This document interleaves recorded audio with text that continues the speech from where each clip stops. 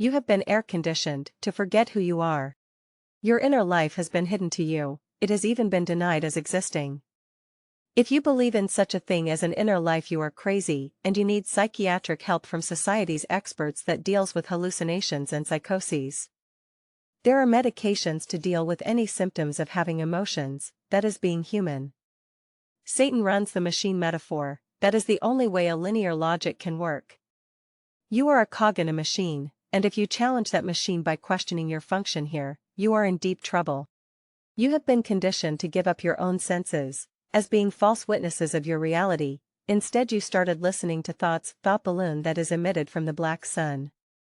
A linear logic that stretches your mind till insanity. Divides your reality into past, present and future and tricks you that up is down, in is out, back is forth. You identified with the role that was given to you by society, family, school, media, you took on the mask, you accepted your identity and you handed in your soul, that lives in your inner life. You traded with Satan, for material breadcrumbs and a small glimpse of the false light, the limelight. Don't blame yourself for being lost here, you were born with an inner labyrinth that hinders you to realize who you are, and on top of that Saturn cult has taken advantage of the situation and plays you like a ball on a pool table.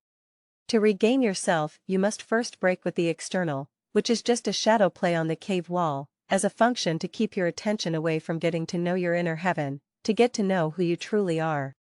In your solitude you'll discover your inner labyrinth, and you can start your real challenge, to internalize the hero's journey that society has told you takes place in the external life, in the public square, Saturn's domain, the theater. Saturn is Satan, the potterer, that decides the size and shape of your cup, the vessel that allows you to carry your part of consciousness. What decides your pay grade, that is how intelligent you are allowed to be, is determined by how close you are to Satan. Regarding the pool table that I mentioned, the tool that plays the balls on a pool table is called a cue. A cue is also the letter Q. That letter Q symbolizes the question mark, and that question mark is meant to arise inside of you. That question mark is your curiosity, which is the center of your inner fire, your intelligence, and your ability to navigate inside of your inner heaven.